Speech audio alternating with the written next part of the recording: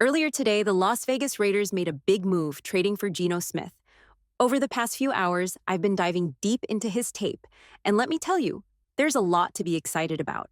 Today, we're going to break down what Geno brings to the table, why this move is a massive upgrade for the Raiders, and why the more I watch him, the more I'm convinced he's the right guy for the job.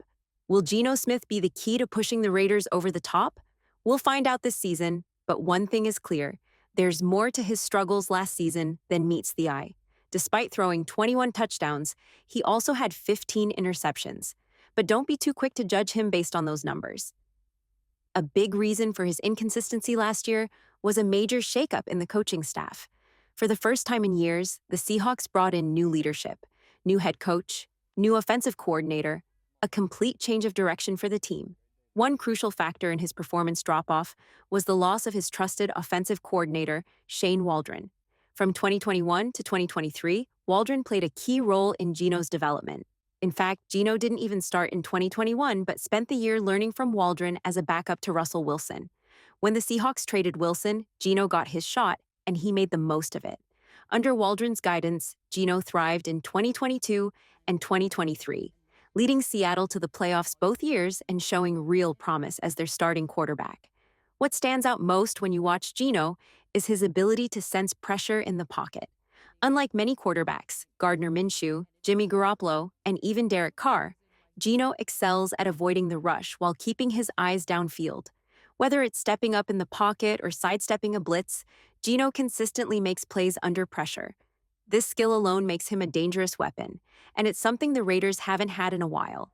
What really sets Geno apart is his ability to escape pressure, and that's something that stands out immediately. It's a skill that can make or break a quarterback, and I think Geno does it better than anyone the Raiders have had recently. Take Gardner Minshew, for example. While Minshew had some talent, we always saw him struggle when he was under pressure.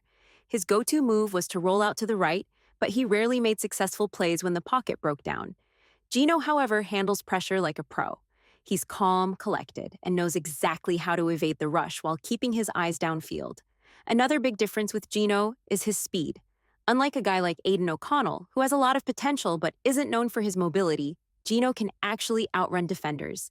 We saw this just recently with O'Connell and even Tom Brady. O'Connell's working hard to improve, but we all knew he wasn't going to be the starting quarterback this year. Meanwhile, with Geno, the Raiders are making a significant upgrade at quarterback. I'm genuinely excited to see how he develops with the team going forward. Of course, escaping pressure isn't just about running for your life. It's about having strong pocket presence. Geno has that in spades. It's not about scrambling aimlessly. It's about reading the defense and knowing when to move. I remember one play in particular. It was 3rd and 6, and Geno's left guard got beat, then his right tackle followed suit. It looked like Geno was about to get sacked, but instead of panicking, he spun out of the pocket, stepped up, and fired a 25-yard touchdown pass to DK Metcalf. That play was a perfect example of Geno's ability to stay calm and make something happen when everything breaks down around him. What truly sets Geno Smith apart is his ability to create plays. Even when things break down, he's got that rare skill to sense pressure and move within the pocket, something every quarterback needs. But Geno doesn't just avoid the rush. He can step up, slide right, and still make plays downfield. Having that kind of pocket presence is crucial, but being able to turn a potential sack into a big play adds a whole new level to his game. And Geno nails both of those aspects, making him a quarterback that's hard to ignore. This season, one of the biggest questions is how Geno will fit into Chip Kelly's system. Kelly is known for running high-paced offenses with lots of wide receivers and five-man sets. Geno thrived under a similar system with Shane Waldron in Seattle, so there's reason to believe he'll adapt well to Kelly's offense. It's all about whether the chemistry will click, but I have a strong feeling it will. Geno's ability to learn and grow under different systems speaks to his adaptability. Another thing I noticed watching Geno is how he uses his eyes to manipulate defenses, especially when it comes to freezing safeties. There was one play that really caught my attention. Geno dropped back, looked left as though he was preparing to throw a quick pass to the running back. The safety on the top froze just for a moment, and that split second gave Geno enough time to come back to the right and deliver a beautiful touchdown pass to DK Metcalf in the back corner of the end zone. That's elite quarterback vision and movement. It may sound simple, but not every quarterback can pull it off. It's the difference between Geno and guys like Gardner Minshew, who might glance left, but then struggle to make that kind of deceptive play. Geno stays calm under pressure, never panicking. His composure and accuracy when throwing under those circumstances are what set him apart. This is a massive upgrade for the Las Vegas Raiders at the quarterback position. Going into this season, the Raiders made it clear they weren't just looking to compete, they were aiming for success. They didn't want to go into the year with a rookie quarterback, essentially putting everything on hold for the future. That's not the mentality they wanted to have. Instead, they decided to go with a veteran quarterback who could step in and make an immediate impact. Initially, they pursued Matthew Stafford, but when that didn't work out, they quickly shifted their focus to Geno Smith. It's an exciting move for the Raiders. However, it's also important to note that Geno is seeking a contract extension. Currently, he's set to count $25 million against the cap for the 2025 season, and the Raiders will need to work out an extension to keep him beyond that.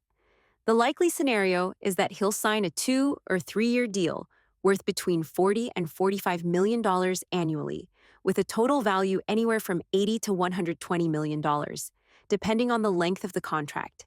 This might sound like a lot, but here's the thing. Geno's contract this year is set at $25 million, which gives the Raiders some flexibility with the cap. They could restructure his deal, pushing more money into the later years of the contract.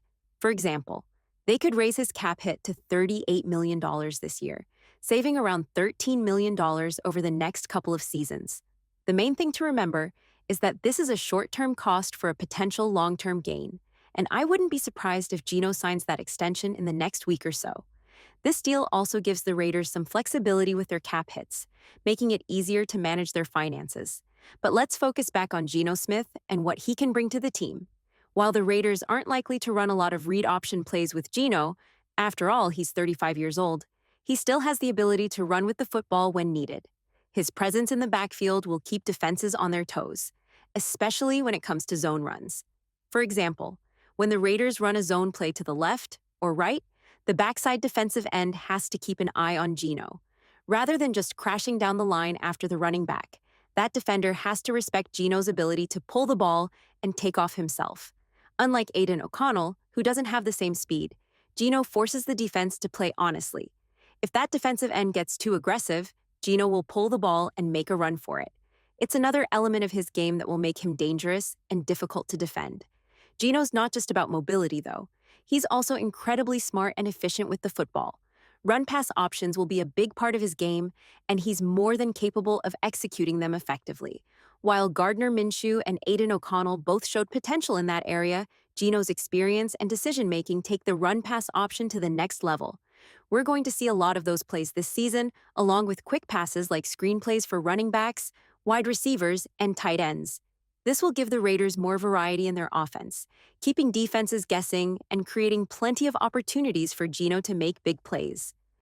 While I'm really excited about the Raiders bringing in Geno Smith, I want to be clear that he's not perfect. Like any quarterback, he has his flaws. One of the things I've noticed is that last season, he threw some bad passes that resulted in interceptions. To be fair, some of those were not entirely his fault. About 3 of his 15 interceptions came when his wide receivers dropped perfectly thrown balls. Those shouldn't have been picks. But then there were other interceptions that were just bad decisions on his part. Take, for example, the game against the Rams. Geno was trying to make a play and get the ball to his receiver, but he ended up just tossing it into the air. It was one of those moments where it didn't make sense for him to throw the ball there, and sure enough, it resulted in an interception. Another example was a particularly bad pick six, which made little sense at the time. It seemed like Geno either didn't see the cornerback or didn't believe he could make a play on the ball. He just tossed it up, and it cost him. But here's the thing. Sometimes a quarterback's struggles come down to coaching. We've seen other quarterbacks like Josh Allen go through rough patches when they didn't have the right support system. Geno, too, may have suffered from inconsistent coaching. The Seahawks' offensive coaching staff, especially in terms of scheme and structure, didn't always set him up for success. That's why I'm optimistic about Geno's future with the Raiders. With Chip Kelly as the offensive coordinator, I think Geno has the chance to thrive in a well-structured system. Kelly's offense is fast-paced and creative, and that could bring the best out of Geno. I also wouldn't be surprised if the Raiders still look to draft a quarterback to develop in the future. Chip Kelly is high on Will Howard. and it's clear the Raiders are exploring every option for their quarterback room. While they won't be taking a QB with the 6th overall pick, I could see them adding another quarterback to the mix. Kelly will likely be with the team for at least a couple of seasons, giving the Raiders time to see how Geno fits into his system and possibly develop another player for the future. Let me know what you guys think in the comments. Don't forget to hit that thumbs up, subscribe, and I'll catch you next time with another video.